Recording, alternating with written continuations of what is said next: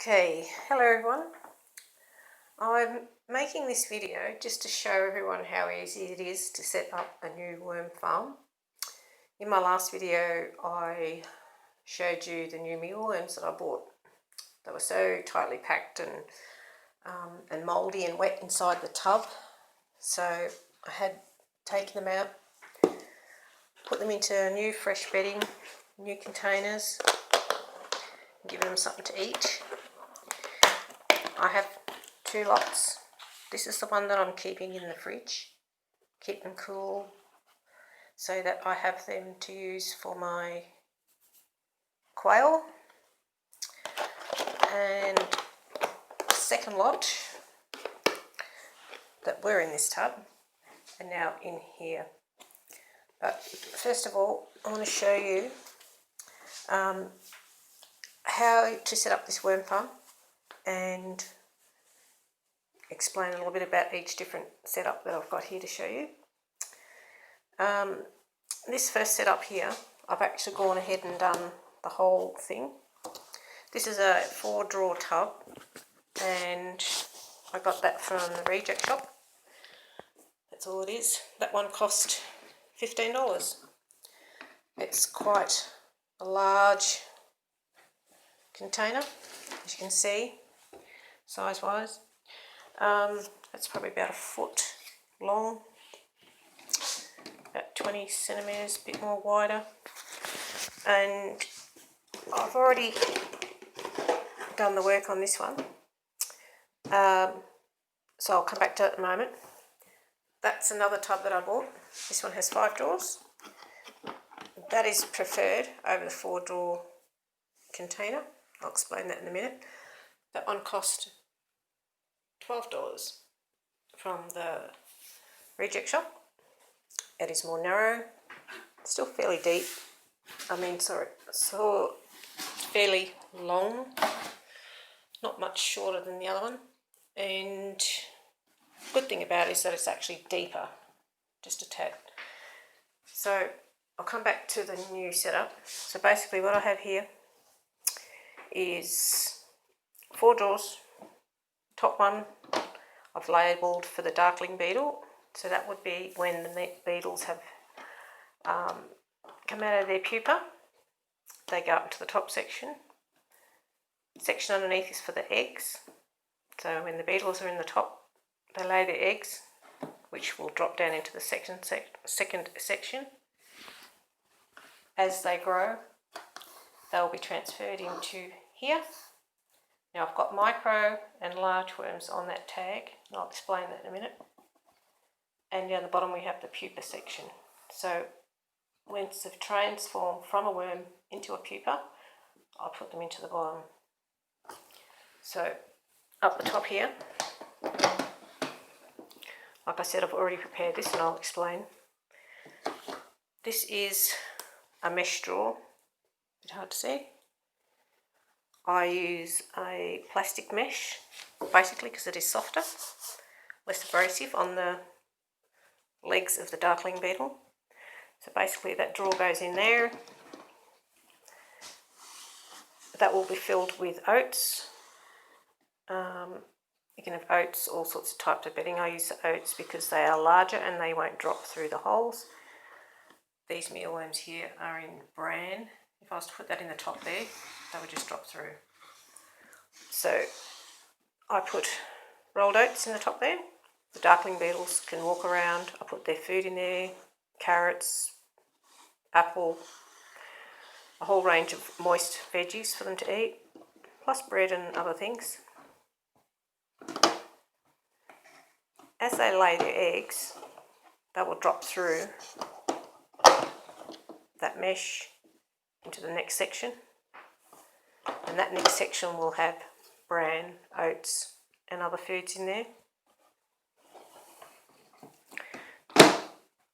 When those eggs start hatching, they're very hard to see, the little tiny mealworms. They're microscopic, but when they get to an age that you can actually see them, you can take them down to the next section. This is where I have the mealworms from that container. They're in there now. I only put them in there an hour or so ago. They have an apple there. In this tub there is actually 100 mealworms. Not that you can tell right now.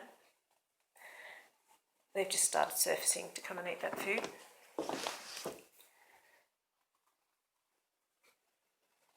Once they know the food's there, they do come out. So, as I have on the label, micro and large, because it's a 4-drawer container tub, I prefer it if it was 5 drawers, this one, but because of its size, it still works okay. Once the mealworms have started developing into a pupa, they come down to the bottom drawer, which will have oats in it as well. And that's where they'll stay until they hatch out into the darkling beetle. And they'll get taken from there and put into the top. And that replicates the process all over again. Times can vary between the time that they start forming into their little pupa. Time takes from there to there can be different depending on the temperatures, conditions, food, whatnot. This 5-drawer tub would ideally be made darkling beetle, eggs, microworms, large worms, pupa. You could, for this one, put the pupa in with the darkling beetle before they've actually hatched out, but I prefer if they are separate so that the hatchlings aren't getting knocked about by the older beetles. So that's the idea with this one. You've got the extra drawer, you've got fairly good depth in it. Now, one of the other good things about this drawer is that, well, not so much the drawer, I've made a cover to keep out the light. This one can be removed. Just simply made cardboard, stuck together, and it can encase the whole unit, just like that. Of course, you can have light at the front. You need to have air in there as well, so best not to cover it completely. This one, however, I've gone to the trouble of actually sticking the cardboard on the 2 sides and the back. And to me, that's more easier to move around if I want. When I pick it up, I don't have to worry about dropping the cardboard, or I drop the unit because I'm trying to hang on to the cardboard. The bad side to it is that you can't actually clean the unit with the cardboard stuck to the sides. You can clean the drawers, but not the actual sides, the back. This one, just move it away. So it just depends on what unit you can get hold of, what you can actually do as far as covering it. They don't like the light, so you need to be able to put some sort of barrier around the outside to keep them happy. So now I'll just show you what you need to make the unit. Obviously you need your mealworms going there. I'll pop them over there. Top drawer. You need a Stanley knife to cut out a section in here. This is the section that I've taken out of the larger unit here. And you need a good cutting board and a good Stanley knife and a bit of muscle.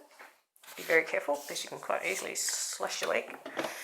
But when you cut out that section, make sure you've got enough edge so that you can glue your mesh around the sides.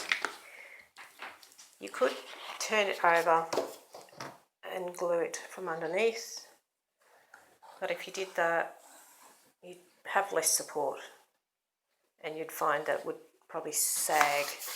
That sags a little bit, not much, but once the food and other things are on top of it will. But if you put it from underneath, it might make it less stable. So you need a Stanley knife to cut out the bottom layer. cutting board of course, glue gun plus glue sticks to complete that. Some nice little labels. I've just used paper, marking pen, and I've got double-sided sticky tape so they can be attached to each of the drawers. And there's my double-sided tape. And also the mesh. Now this one is a plastic mesh. It's softer, easier to use, you can cut it very easily. Do the same with the wire mesh. I find the wire mesh is a bit abrasive, so I think the wire mesh should be much better off for the little beetle's feet. And the eggs will drop through that nicely. And of course you need cardboard. These are just offcuts, yeah, but any sort of cardboard, as long as it darkens out the area.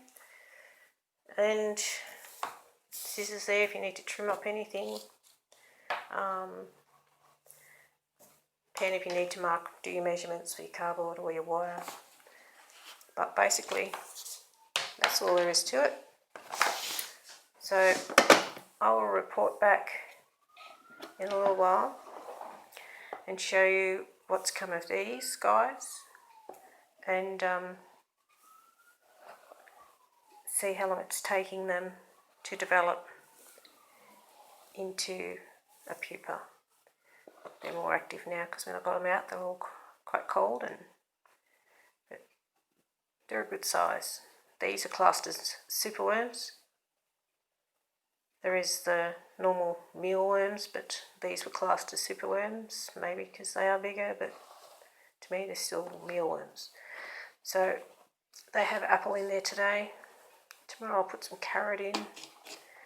It's a good idea to mark down on a piece of paper when you put the food in, just so you can keep track of it. They need something moist, like carrots and apples and potato, to be able to get the moisture out of it, because that's the only way they get moisture in their diet. Mixture of oats and bran in there, so that'll keep them happy for a while.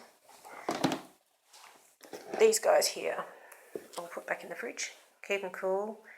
It does slow down their growth rate, keeps them stable for a bit, but if you want to start growing them like mad, take them out, put them in a drawer like this, and then they're ready to pupate and become darkling beetles and do it all over again. But I'll report back in a little while and see how things are going. So good luck in making a little worm farm for yourself.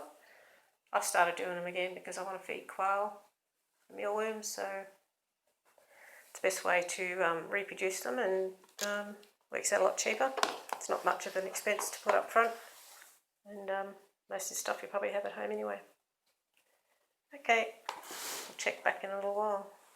Thanks for watching.